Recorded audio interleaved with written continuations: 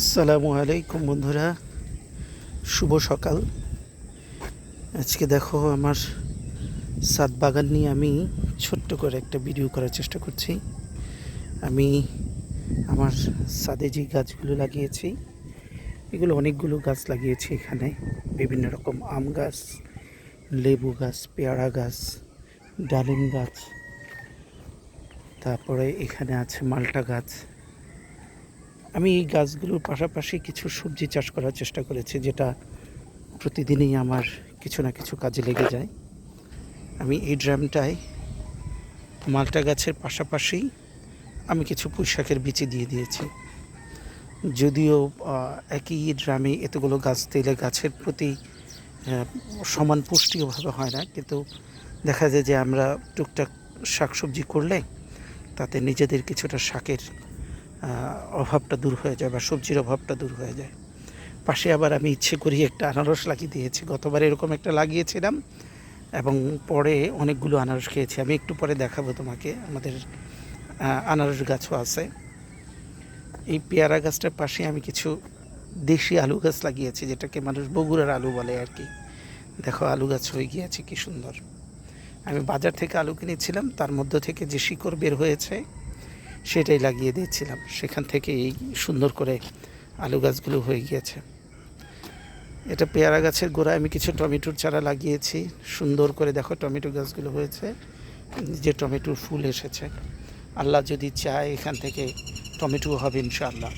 সাথে আবার আমি একটা করলা গাছও লাগিয়ে দিয়েছি, যেটা আমার অলরেডি উপরে উঠে গিয়েছে দেখো সুন্দর করে। কিন্তু আমি একটা কাজ করেছি এখানে, যেটা আমি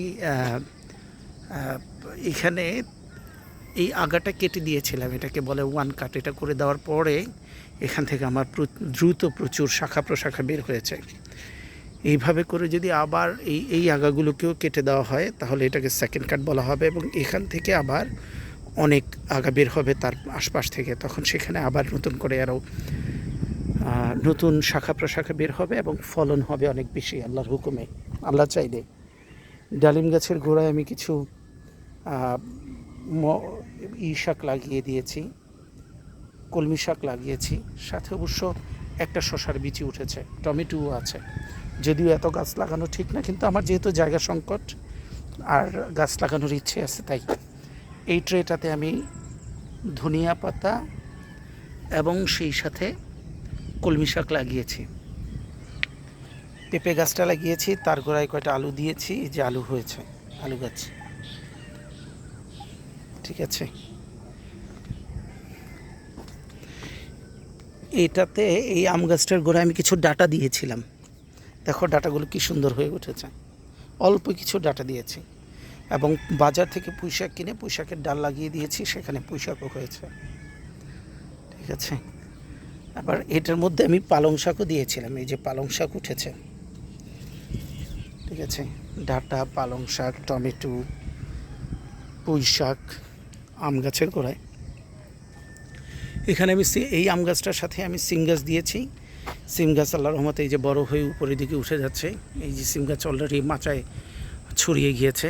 আশা করি আল্লাহ যদি তকদিরে রাখে, রিজিকে থাকে, ইনশাল্লাহ সিমও খেতে পারবো। এখানে এটা হচ্ছে আমার এটাকে আমরা দেশি ভাষায় বলি মুন্ডা ফল, কিন্তু এটা জামরুল গাছ, যেটার শুদ্ধ নাম। এটার গোড়ায় আমি আবার দিয়েছি পালং শাক। এই যে পালং শাকের বীজ দিয়েছি, যদি আল্লাহ রাখে তকদিরে তাহলে পালং শাক হবে। এটা হচ্ছে গিয়ে কামরাঙ্গা মরিচ। এই মরিচ গাছটার পাশে ধনিয়া পাতা দিয়েছি, যে ধনিয়া পাতা হয়েছে। এটা একটা কালো মরিচ, এটা মরিচটা অনেক ঝাল। আর এটা দিয়েছি হলো গিয়ে লিচু গাছ। লিচু গাছের সাথেই আবার আমি পালং শাকও দিয়েছি। এই যে পালং শাক অলরেডি এই যে উঠতেছে, পালং শাক উঠতেছে অলরেডি। ঠিক আছে, এখানে আমার দুইটা লেবু গাছ আছে।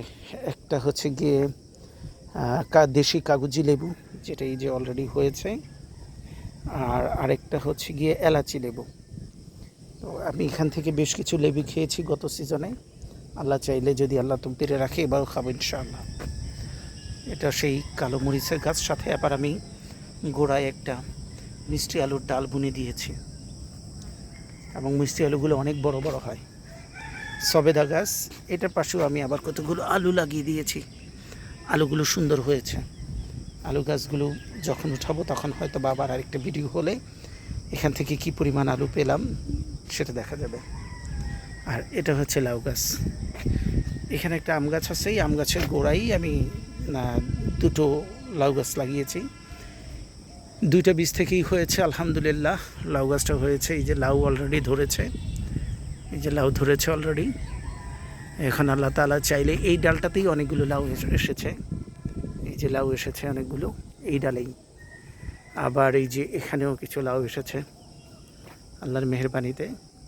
এগুলো হয়ে গেলে দেখা যাবে যে আমাদের বাসায় আমরা অনেকগুলো ফ্যামিলি বসবাস করি। এই বাড়িটার নাম হচ্ছে স্বজন ভিলা আমাদের বাড়ির নাম, এবং আমাদের এই বাড়িতে আমরা সমস্ত আত্মীয় স্বজনরা একসাথে বসে বসবাস করি। এই জন্য আমাদের বাড়িটার নামও দিয়েছি স্বজন ভিলা। এবং এখান থেকে যা সবজি হয় আমার এই বাগান থেকে আমি চেষ্টা করি সবাইকে নিয়েই খাওয়ার জন্য, এবং তাতে সত্যি অনেক আনন্দ পাওয়া যায়। আমি এই গাছটার গোড়ায় লাগিয়েছি মূলা। আমি অনেকগুলো মূলার বিচি কিনেছিলাম। এক্স্যাক্টলি আমি মূলার বিচিই কিনেছি। আমার মনে হয় 50 টাকার মতো লেগেছিল টোটাল বিচিটা। আমি এখানে প্রথমে 3টা ড্রামে দিয়েছিলাম প্রথম দিকে। পরে দেওয়ার পরে সেখান থেকে আমরা শাক খেয়েছি প্রায় 4-5 বার। প্রতি বাসাতেই শাক দিয়েছি। আর তারপরে কিছু শাক বেছে রেখে দিয়েছিলাম মূলা হওয়ার জন্য। 3টা ড্রামে রেখেছিলাম মূলা হওয়ার জন্য, এবং সেখান থেকে আমরা মোটামুটি ভালো মূলা খেয়েছি। অলরেডি আমরা মানে একেবারেই তাজা মূলা খেয়ে ফেলেছি আল্লাহর রহমতে। সো এই সাত বাগান থেকে আমরা মোটামুটি ভালোই সবজির একটা সাপোর্ট আমি পাচ্ছি আর কি। এটা আমার আঙ্কেল করেছে, আমার খালুজান করেছে। এটা দেখুন, উনি সুন্দর করে টপের মধ্যে এত সুন্দর করে দিয়েছে যে গোবর এবং চা পাতা, শুধু গোবর আর চা পাতা উনি দিয়ে এখানে ধনিয়া লাগিয়েছে। যে ধনিয়া খুব সুন্দর হয়ে উঠেছে, খুবই সুন্দর হয়ে উঠেছে ধনিয়া পাতা। আর এই যে আনারস গাছের কথা বলেছিলাম, এই গাছটা লাগিয়েছিলাম। এখান থেকে অলরেডি আমরা কিন্তু এই একটা গাছ থেকে আমরা আনারস খেয়েছি। এখন আবার দেখেন 1টা 2টা 3টা, আবার 3টা মুখ বেরোয়েছে। এখান থেকেও আবার আনারস হবে ইনশাআল্লাহ। আর এইটা হচ্ছে লটকন গাছ। এটার গোড়ায়ও আমি আলু দিয়েছি, দেখুন আলু গাছ হয়েছে। ঠিক আছে, তো এই হচ্ছে আমার ছোট্ট ছাদ বাগান। আমি সকালে ফজরের নামাজের পরে এখানে এসে একটু পরিচর্যা করি, এবং আলহামদুলিল্লাহ আমি মাঝে মাঝে যে সবজিটা পাই আমার খুব ভালো লাগে, কারণ নিজের বাগানের সবজিটা খেতেই আলাদা স্বাদ আছে। আমি এখানে কোনো ঔষধ ব্যবহার করি না, কোনো কিছু না, জাস্ট প্রাকৃতিকভাবেই সব কিছু আল্লাহর রহমতে। এই জন্য আমার সবজিটাও ভালো লাগে। ধন্যবাদ, অনেক সময় নষ্ট দিলাম। সবাইকে ধন্যবাদ আমার এই ভিডিওটা দেখার জন্য। আসসালামু আলাইকুম।